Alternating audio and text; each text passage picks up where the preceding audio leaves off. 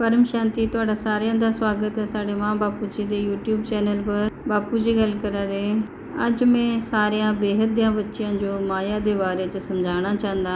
ਮਾਇਆ मतलब इल्यूजन मतलब झूठ। असां मृत्यु लोक 'ਚ ਰਹਿੰਦੇ, ਇਹ मृत्यु लोक है, ये अमरलोक नहीं है। और ਜਿਹੜਾ असां इन्हां आखी ने दिखदे चरम चक्षुओं कन्ने ਜਿਹੜਾ दिखदे वो सारा विनाशी है। वो तो तुसां जाणदे हन। हमेशा इसा धरती पर अर्ध प्रलय प्रलय कल्प प्रलय फिर अंत च महाकल्प प्रलय हुंदा। तां ये सारियां विनाशी चीज़ां न। पूरा ब्रह्मांड ही विनाशी है, महाब्रह्मांड भी विनाशी है। तां असां विनाशी चीज़ां जो ही दिखदे धरतिया पर पंच तत्वां च भौतिक विज्ञान है, भौतिक साइंस है, फिजिक्स है। ये पारलौकिक ज्ञान नहीं है। साइंस वालियां वाल भी पारलौकिक ज्ञान नहीं है। असां जिस मृत्यु लोक च फसे हो, पंजां तत्वां च फसे हो। आत्मा पर पंजां तत्वां दा जेड़ा रबड़ चढ़िया और असां पंजां तत्वां च फसी करने साधारण मनुष्य बनी गए हो।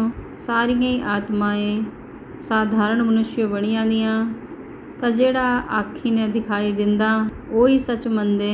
इन्हां आखी ने जेड़ा दिखाई दिंदा वो तां ना दे बराबर है, पर जेड़ा नहीं दिखाई दिंदा ये विनाशी है। तां अविनाशी क्या है? जिस दा विनाश नहीं हुंदा। हर कोई चीज़ां दा दो चीज़ां होंदियां, एक्शन और रिएक्शन। तां विनाश है, विनाशे दे एक्शने दा रिएक्शन क्या है? विनाश भी कदी ना कदी अविनाशी था। ब्रह्मांड जिस टाइम बनया तां अविनाशी ब्रह्मांड बनया था, मगर फिर औड़ा औड़ा अविनाशी ते औड़ा औड़ा विनाश की तरफ ब्रह्मांड बढ़ना लगा। तां अविनाशी ब्रह्मांड विनाश की तरफ कै आया? निराकारी ते आकारी, आकारी ते सकारी कै बने? ये सारा ज्ञान तां जानते हन, मगर सारी दुनिया झूठ की ओर फंसी हो है। इतना झूठ अनेक धर्म मठ पंथ संप्रदाय हन। अरे इतना तां सोचा कि राती जो जेड़े सितारे दिखाई दिंदे अज तक उन्हां सितारियां दी किसी ने डेफिनेशन भी नहीं दिती। साइंस वालियां सितारियां दा प्रूफ दिता कि ये सूर्य वन, सितारे बड़े बड़े सूर्य वन। साड़ा जियां सूर्य है इयां ही और भी सूर्य वन। और शास्त्रां च बोले एक सौर्य मंडल मतलब एक ब्रह्मांड, इयां अनंत कोटि ब्रह्मांड शास्त्रां च गाया है। पर शास्त्रां दा जेड़ा ज्ञान है उस ज्ञाने दिया गहराइयां च भी नहीं जाते। नहीं तां अनंत कोटि ब्रह्मांड कुती हन, आकाश गंगा कई हन। तां आकाश गंगा मतलब गैलैक्सी, एक ही गैलैक्सी च अनंत कोटि ब्रह्मांड हन आकाश गंगा विच। तां इयां ही आकाश गंगा दे समूह जो एक निहारिका बोलदे। तां ये सारा कुछ शास्त्रां च लिखिया है, पर ये गल्लां औड़ा औड़ा शास्त्रां ते भी आउट होवा दियां। मैं एक बारी दस्या था कि एक परलोक पुनर्जन्म दी बुक है। एक बड़ी पुरानी बुक थी मेरे वाल, गोरखपुर प्रिंटेड थी, गीता प्रेस गोरखपुर। उसा विच एक ही जगह अनंत कोटि ब्रह्मांड लिखियो थे। बाद विच जिस टाइम रीप्रिंट बुक आई तां ओही अनंत कोटि ब्रह्मांडां दा शब्द निकाली के अनंत कोटि लोक लिखी ते। तां ये शास्त्रां च एडिशन ऑल्ट्रेशन होंदे ही रहिंदे। तां ज्ञान औड़ा औड़ा भक्ति मार्ग च विज्ञान ये क्या रही है तुसां दिखा दे हन। मूर्ति पूजा भी ठीक है, भक्ति मार्ग वाले भक्ति करते, पर वो भी सही ढंगे ने नहीं करते।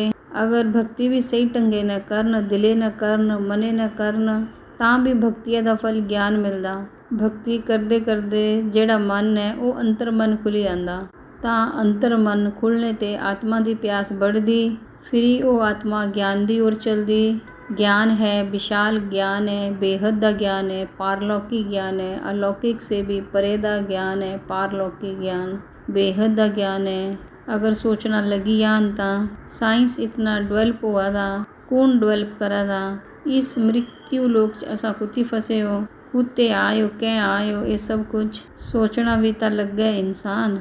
मगर ये इंसान माया विच पंजां तत्वां दी दुनिया विच माया च इतनी बुरी तरह फसी है कि हुण सोचना भी बंद करीते लोकां।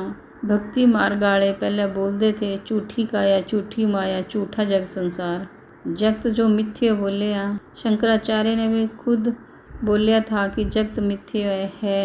तां जेड़ा अविनाशी लोक है, अविनाशी ब्रह्मांड है, अविनाशी परम धाम है। क्योंकि साढ़े ब्रह्मांड दा परम धाम भी विनाशी है। महाकल्प प्रलय च पूरा ब्रह्मांड विनाश होंदा। ਸਮਝਾ ਕਿ ਮਹਾਕਾਲ ਪ੍ਰਲਯ 'ਚ ਮਹਾਸ਼ਿਵ ਵੀ ਮਹਾਕਾਲ ਬਣੀ ਨੇ ਅਨੰਤ ਕੋਟੀ ਬ੍ਰਹਮਾਂਡਾਂ ਜੋ ਆਪਣੇ ਰੋਮੇ 'ਚ ਸਮਾਈ ਲੈਂਦਾ। ਪੂਰੀ ਗੈਲੈਕਸੀ ਬਾਈਂਡ ਅਪ ਹੁੰਦੀ, ਯੂਨੀਵਰਸ ਬਾਈਂਡ ਅਪ ਹੁੰਦਾ, ਪੂਰਾ ਮਲਟੀਵਰਸ ਬਾਈਂਡ ਅਪ ਹੁੰਦਾ ਤਾਂ ਅਵਿਨਾਸ਼ੀ ਕੋਈ ਨਾ ਕੋਈ ਚੀਜ਼ ਹੋਊਗੀ ਨਾ ਕੁਛ ਤਾਂ ਅਵਿਨਾਸ਼ੀ ਹੋਊਗਾ ਨਾ। ਜਿਸ ਦਾ ਵਿਨਾਸ਼ ਨਹੀਂ ਹੁੰਦਾ ਤਾਂ ਅਵਿਨਾਸ਼ੀ ਚੀਜ਼ਾਂ ਦੇ ਬਾਰੇ 'ਚ, ਅਵਿਨਾਸ਼ੀ ਪਰਮਧਾਮ ਦੇ ਬਾਰੇ 'ਚ ਸੋਚਾਂ ਔਰ ਉਸ ਜੋ ਸਮਝਾਂ। ਉਹੀ ਗਿਆਨ ਹੈ। ਅਵਿਨਾਸ਼ੀ ਕਿਆ ਹੈ? ਜਿਸ ਦਾ ਕਦੀ ਵੀ ਵਿਨਾਸ਼ ਨਾ ਹੋਏ। ਅਵਿਨਾਸ਼ੀ ਚੀਜ਼ਾਂ ਕਿਆ ਹਨ? ਅਵਿਨਾਸ਼ੀ ਪ੍ਰਾਪਤੀ ਕਰੇ। ਅਗਰ ਬ੍ਰਹਮਾਂਡ ਦੇ ਪਰਮਧਾਮ 'ਚ ਚਲੇ ਜਾ ਤਾਂ ਉੱਥੇ ਬ੍ਰਹਮਾਂਡ ਦੇ ਪਰਮਧਾਮ 'ਚ ਕਿਤਨਾ ਹੋਣਾ। ਜਿਵੇਂ ਬ੍ਰਹਮਾ ਜੀ ਦੇ ਇੱਕ ਦਿਨ ਬਰਾਬਰ ਧਰਤੀ ਪਰ 1000 ਚਤੁਰਯੁਗ ਹੁੰਦਾ ਤਾਂ ਬ੍ਰਹਮਾ ਜੀ ਦਾ 100 ਸਾਲ ਤਾਂ ਪਰਮਧਾਮ 'ਚ ਕਿਤਨਾ ਸਮੇਂ ਹੋਣਾ। ਬ੍ਰਹਮਾ ਜੀ ਦੇ 100 ਸਾਲ 'ਚ ਜਿਵੇਂ ਸਮੇਂ ਵੀ ਇੱਕ ਇਲੂਜ਼ਨ ਹੈ। ਸਮੇਂ ਧਰਤੀ ਪਰ ਹੈ, ਉੱਪਰ ਦੀਆਂ ਲੋਕਾਂ 'ਚ ਅਲੱਗ ਹੈ, ਬ੍ਰਹਮਾਂਡਾਂ 'ਚ ਮਹਾਬ੍ਰਹਮਾਂਡਾਂ 'ਚ ਸਾਰਿਆਂ ਦਾ ਸਮੇਂ ਅਲੱਗ ਹੈ। ਸਮੇਂ ਸਾਰਿਆਂ ਦਾ ਅਲੱਗ ਹੈ। ਹਰ ਬ੍ਰਹਮਾਂਡੇ ਦਾ ਸਮੇਂ ਅਲੱਗ ਹੈ, ਮਹਾਬ੍ਰਹਮਾਂਡ ਦਾ ਸਮੇਂ ਅਲੱਗ ਹੈ, ਯੂਨੀਵਰਸ ਦਾ ਸਮੇਂ ਅਲੱਗ ਹੈ, ਸਾਰਿਆਂ ਦਾ ਸਮੇਂ ਅਲੱਗ ਹੈ। ਜਿਸ ਟਾਈਮ ਮਹਾਸ਼ਿਵ ਦੀ ਇੱਕ ਪਲ ਬਰਾਬਰ ਬ੍ਰਹਮਾ ਜੀ ਦਾ 100 ਸਾਲ ਹੁੰਦਾ, ਇਸੀ ਤਰ੍ਹਾਂ ਪਰਮ ਮਹਾਸ਼ਿਵ ਦੀ ਇੱਕ ਪਲ ਬਰਾਬਰ ਮਹਾਸ਼ਿਵ ਦਾ ਕਿਤਨਾ ਸਾਲ ਹੁੰਦਾ। ਇਹ ਸਾਰੀਆਂ ਸੋਚਣੇ ਦੀਆਂ ਗੱਲਾਂ ਨੇ। ਵਿਚਾਰ ਸਾਗਰ ਮੰਥਨ ਕਰਾਂ। ਜਿਹੜੀਆਂ ਬੇਹੱਦ ਦੀਆਂ ਆਤਮਾ ਹਨ, ਹਾਈ ਕੁਆਲਿਟੀ ਆਤਮਾ ਹਨ, ਉਹ ਸਾਰੀਆਂ ਇੱਕ ਵਾਰ ਵਿਚਾਰ ਸਾਗਰ ਮੰਥਨ ਕਰਾਂ।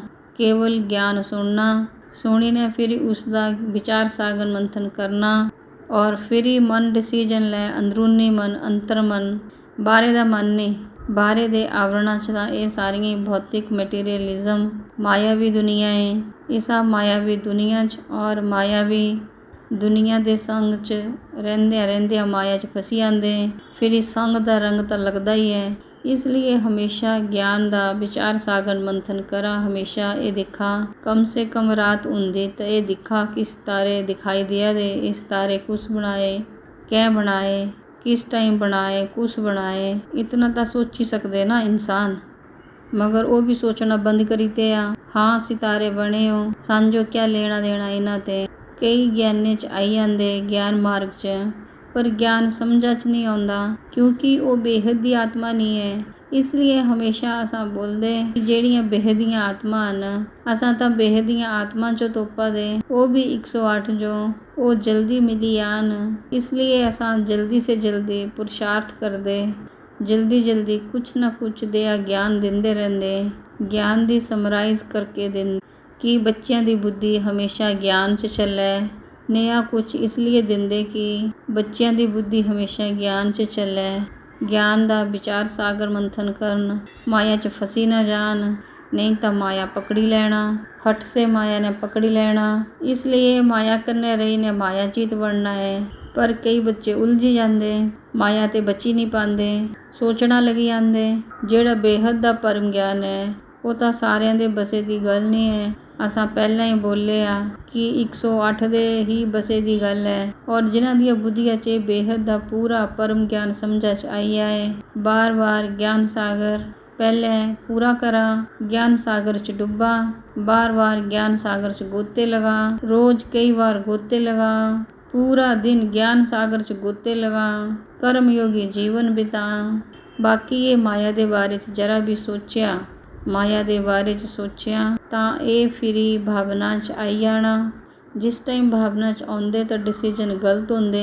ਭਾਵਾਤੀਤ ਬਣਨਾ ਹੈ, ਕਰਮਾਤੀਤ ਬਣਨਾ ਹੈ, ਗੁਣਾਤੀਤ ਬਣਨਾ ਹੈ, ਭਾਵਨਾ 'ਚ ਨਹੀਂ ਆਉਣਾ ਹੈ। ਇਹ ਭਾਵਨਾ 'ਚ ਵੀ ਲਾਉਣੇ ਵਾਲੀ ਇੱਕ ਮਾਇਆ ਹੈ। ਭਾਵਨਾ ਮਤਲਬ ਮਾਇਆ।